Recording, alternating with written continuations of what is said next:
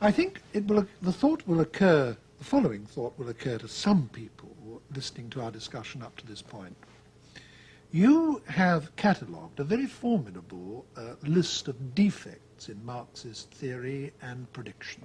The failure to predict the future success of capitalism, the anti-libertarian element in Marxism, the absence of any theory or attitude to the individual. You've also talked about other entirely new theories like Freudianism, which came on the scene after Marx and therefore couldn't have been accommodated by Marx in his outlook. A lot of people will say, well, since you were so conscious of this enormous range of defects in Marxism, why did you want to remain Marxists? I mean, why try to hang on to a discredited or falsified theory? Why not try to liberate your thought categories from that altogether and actually look at reality afresh? Easy answer, because I do not believe that the theory as such has been falsified. What has happened is that some of the concepts of Marxian theory, as I said before, will have to be re-examined. But this is not something from outside brought into Marxist theory. That is something Marxist theory itself, as a historical theory, demands. Now, it is relatively easy for me to enumerate, to give you a catalogue of the decisive concepts of Marx which have been corroborated in the development of capitalism.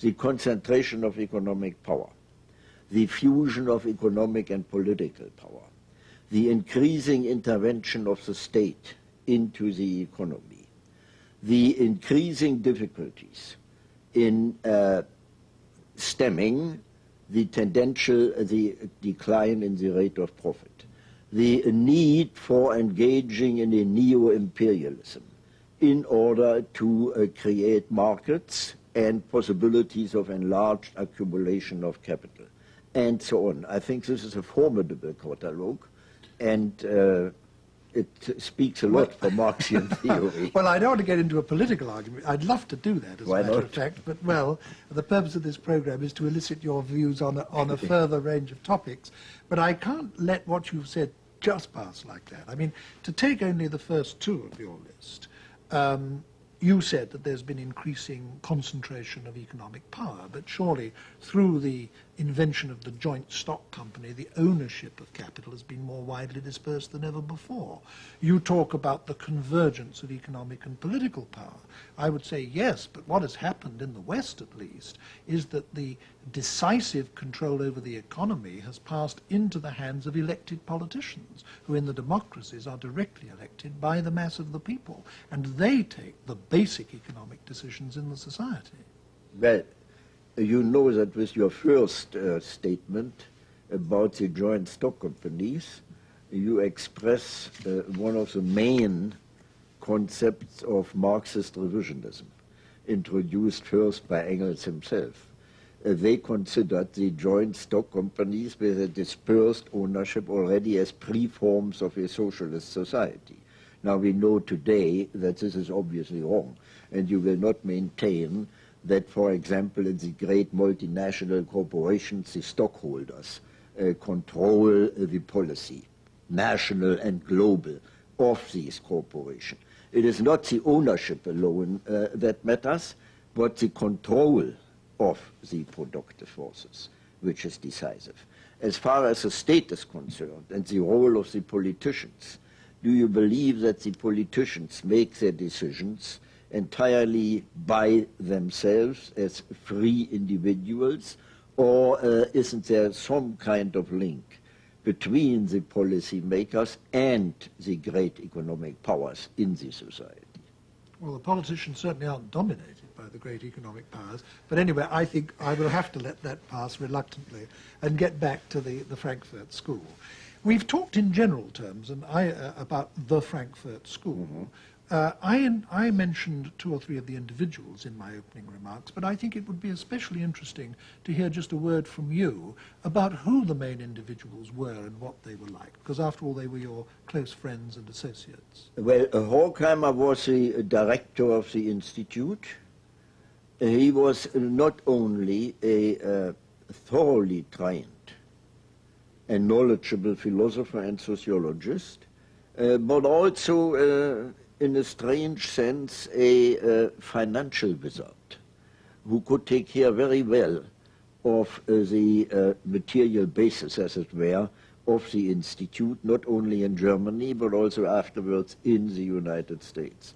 A brilliant man, and nothing that was written in the periodical of the Institute and afterwards was written without previous discussion with him and with the other collaborators at the Institute.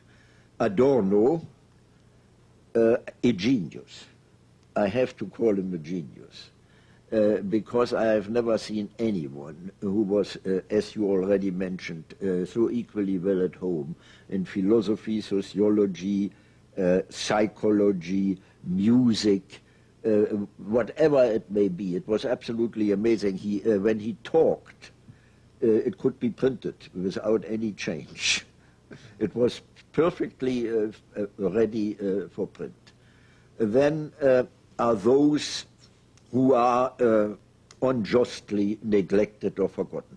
Leo Lowenthal, the literary critic of the Institute, Franz Neumann, a brilliant legal philosopher, Otto Kirchheimer, equally well familiar in legal philosophy, Frederick Pollock, and especially Hendrik Grossmann, the most orthodox of all Marxist economists I have ever met. He predicted the collapse of capitalism for a very specific year he gave. In the meantime, it turned out it wasn't quite correct. Like the medieval churchmen predicting the end of the exactly, world. Yes. Exactly. Yeah. And Pollock, who after all wrote, I think, the first article in which he tried to argue that there are no compelling internal reasons why capitalism should collapse.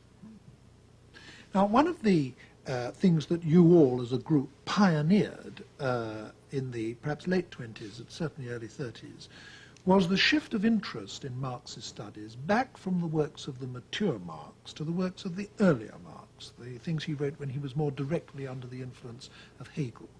And one of the many things, I think, that came out of that, which has been of continuing influence ever since, is an interest in the notion of alienation.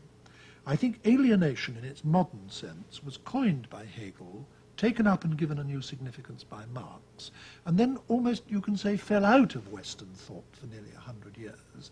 And you, plural, were instrumental in bringing it back, weren't you? It would be very interesting to hear your comments on the importance of this idea. Well, that's a very complicated story. According to Marx, alienation was a socio-economic concept.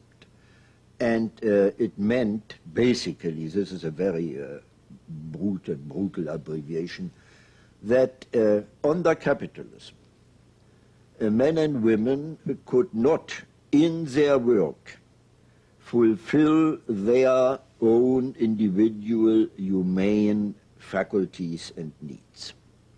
That this was due to the capitalist mode of production itself and could only be remedied by radically changing this mode of production. Now today, the concept of alienation has been expanded and extended to such an extent that this original content is almost entirely lost. An extension all too easy, which I consider not only premature, but also wrong. Because, for example, not every kind of trouble or problem someone has with his girlfriend or a boyfriend is necessarily due to the capitalist mode of production. In other words, you think that the idea has been trivialized. Trivialized, and it very needs to be restored. Yes, and that it's in its original significance, it is of fundamental importance. Fundamental.